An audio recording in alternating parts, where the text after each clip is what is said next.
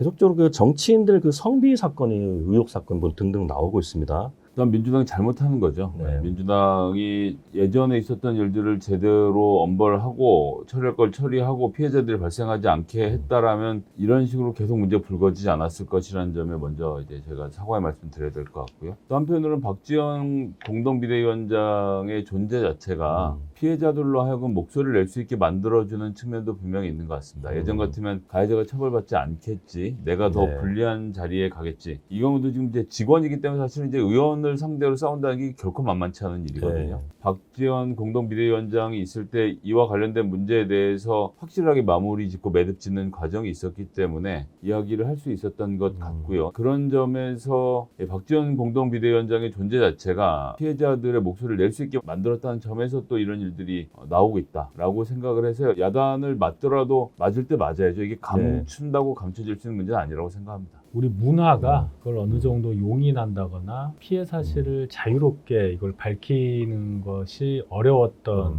그런 관행이 있었기 때문에 이 사회의 눈높이, 국민들의 이 성인지 감수성, 성에 대한 의식이 많이 높아졌는데도 일부 분들이겠지만 아직 거기에 따라가지 못하고 있는 이 현상, 그 차이 때문에 이런 것들이 계속 발생한다. 어쨌든 정치권에 몸담은 사람으로서 국민들께 너무 죄송하다는 말씀을 드리고 네. 뭐 재발 방지를 아무리 강조해도 지나침이 없겠죠. 방탄 출마 아니냐 국민의힘에서 비판을 했습니다. 이재명 후보가 애초에 당을 위해서 출마했다고 했어요. 본인이 뜬금없이 인천에 가가지고 출마를 해서 자기 국회의원 선거를 뛴과 동시에 전국 선거를 지휘한다? 예. 이러니까 메시지가 혼선이 되는 거예요. 네. 국회의원이 되면 어떻게 됩니까? 회기 중에는 체포가 되지 않아요. 그래서 그걸 불체포 특권이라고 하는데 이재명 후보의 사법적 리스크 언제든지 구속될 수도 있고 뭔가 형사처벌을 받을 수도 있다는 가능성을 갖고 있기 때문에 그것 때문에 국회의원 방탄 갑옷을 입으려고 하는 거 아니야?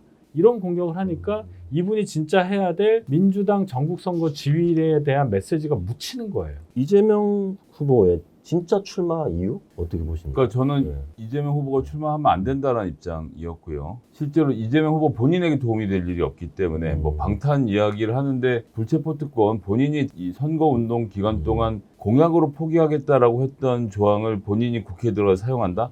그냥 안 된다고 봅니다. 사실 민주당 비대위가 거기서 잘못했죠. 예. 그러니까 송영길 대표 출마 이러고 저러고 처음에 말이 있었지만 하여튼 기정사실화가 됐으면 빨리 정리를 해서 경선을 하든 뭐라든 후보를 정해서 딱 그림을 붙여줬어야 되는데 그것을 실기를 해서 시간을 다 놓치고 이 과정에서 외부에서 영입을 하는데 많은 시간을 끌면서 지방선거에 대립각 세우는 것 자체에 민주당이 실패를 했습니다. 네. 그리고 그것을 메꾸기 위해서 이런저런 노력을 하다 결국은 이제 이재명 상임 고문에게 출마를 요구를 한 것이고 예. 본인을 버려서 어떤 지방선거에서의 대립각을 만들기 위해서 출마를 했다라고 밖에 설명이 안 됩니다. 경기도지사 판세에 대해서 김성애 대변인 한번 좀 해주시죠. 지금 판세의 핵심은 김은혜 후보가 강용석 후보를 어떻게 할 것인가. 그게 단일화가 될지 아니면 강용석 후보가 은근슬쩍 그만뒀는데 쓱 하고 표를 받게 될지 모르겠지만 완전히 붙어있는 박빙 상태에서 당연히 관심은 강용석 후보로 집중될 수밖에 없다라는 점. 강용석 후보가 그 점을 면밀하게 잘 활용해서 대통령과 통화하는 사이다라고 강조해서 대통령실에서 이를 부인하고 통화한 건 맞지만 더 이상 누를 끼치지 않을 테니까 묻지 말아라고 해서 이 사안을 묻어놓고 이제 뭐 변희재 씨 같은 경우는 강용석 후보를 고발하고 허위사실 유포로 그리고 민주당은 지금 대통령을 선거 개입으로 고발하고 있는 이 난맥상이 선거에서 미친 영향이 상당히 있을 거라고 생각을 합니다. 두 후보가 가지고 있는 각자의 장점으로는 지금 딱 박빙에 붙어 있는 것이거든요.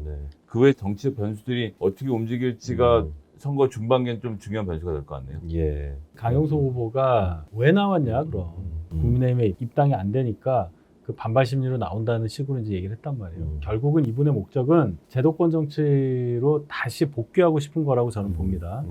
그런데 자기가 갖고 있는 표 때문에 김은혜 후보가 낙선할 수도 있는 상황이 됐잖아요. 그냥 생각하기에 단일화하면 되지 않냐는 얘기하지만 하태경 의원이 얘기한 대로 협상에 의한 단일화는 어불성설이에요. 왜냐하면 이분에 대한 호불호가 워낙 선명하고요. 단일화라는 게 선거 공학적으로 이루어진다는 인상을 줄 수밖에 없기 때문에 협상을 통한 단일화는 불가능하다. 그럼 이제 저희가 원하는 게 뭐냐?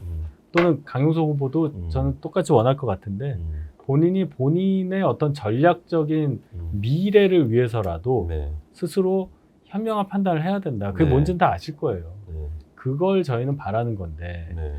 과연 할 수 있겠느냐. 어려워 보입니다. 그래도 끝까지 이분의 선택이 집중되는 이 상황, 이거는 역설적으로 김동연 후보에게 굉장히 안 좋다. 네네네. 언론에서 자꾸 사라지잖아요. 네. 그런 효과는 부수적으로 저희가 얻고 있는 건 맞는데 네네. 강영석 후보의 존재가 저희에게는 참 계륵 같습니다.